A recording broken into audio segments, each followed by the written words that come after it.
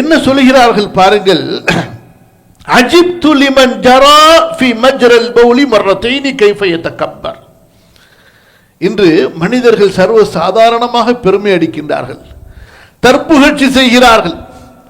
சொல்கிறார்கள், 2 முறை சிறுநீர் வெளியேறக்கூடிய அந்த இடத்திலிருந்து வெளியேறிய ஒரு மனிதன் எப்படி பெருமை அடிக்க முடியும்? 2 முறை சிறுநீர் வெளியேறக்கூடிய இடத்திலிருந்து வெளியேறிய ஒருவன் எப்படி பெருமை அடிக்க முடியும்? எதை வைத்து பெருமை கொள்வான் அவன்? சொல்லுகின்றார்கள், அப்துல்லா இப்னுல் முபாரக் ரஹ்மத்துல்லாஹி அலைஹி, பிறரிடம் இல்லாதது உன்னிடத்தில் இருக்கிறது என்று நினைத்தால், அது அழகோ அறிவோ படிப்போ கல்வியோ ஆடையோ செல்வமோ, அது தற்புகழ்ச்சி, தற்பெருமை. தன்னைத்தானே பார்த்து, ஆஹா இது என்னிடத்திலே இருக்கிறது, அவனிடத்திலே அது இல்லை, அவனை விட நான் உயர்ந்தவன் என்று நினைப்பது இது உஜுப். அல்லாஹ்வின் அடியார்களே, கலீஃபா உமருல் ஃபாரூக் ரலியல்லாஹு அன்ஹு சொல்கின்றார்கள், இந்த பெருமை அடிக்கிறார்கள் அல்லவா, ஏனென்றால் அவர்கள் மனதால் பலவீனமானவர்கள், மனதால் பலவீனமானவர்கள். அவர்கள் தங்களது உள்ளத்திலே தங்களுடைய இடித்தன்மையை, தங்களுடைய கேவலத்தை, தங்களுடைய பலவீனத்தை உணர்கிறார்கள், மட்டமான நிலையை புரிகிறார்கள்.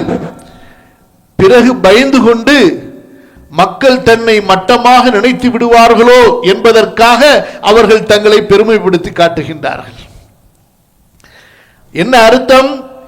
யாரிடத்திலே நிறைவும் உயர்வும் இருக்கிறதோ அவர்கள் பெருமை அடிக்க மாட்டார்கள்.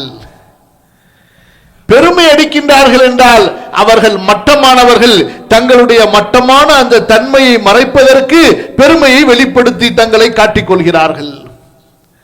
அல்லாஹ்வின் அடியார்களே, அல்லாஹ்வுக்கு பிடிக்காத மிக கெட்ட குணம் இந்த பெருமை. அல்லாஹ் தஆலா வெறுக்கின்ற ஒரு குணம், நபிமார்கள் வெறுத்த குணம், நல்லோர் வெறுத்த குணம். அல்லாஹ் தஆலா நபிமார்களை இந்த குணத்திலிருந்து பரிசுத்தப்படுத்தி இருந்தான். நபிமார்களின் வழித்தோன்றல்களை அல்லாஹ் தஆலா இந்த குணத்திலிருந்து பரிசுத்தப்படுத்தி இருக்கின்றான். இந்த பெருமை என்ன செய்யும்? ஒரு மனிதன் பாவம் செய்தால் அவனிடத்திலே பணிவும் அவனிடத்திலே தன்னடக்கமும் இருக்குமானால் அவன் தௌபாவின் பக்கம் விரைவான். ஒரு மனிதனிடத்திலே பெருமை இருக்குமேயானால், ஆணவம் இருக்குமேயானால், அவன் ஒருபோதும் தனது தவறை திருத்திக் கொள்ள மாட்டான்.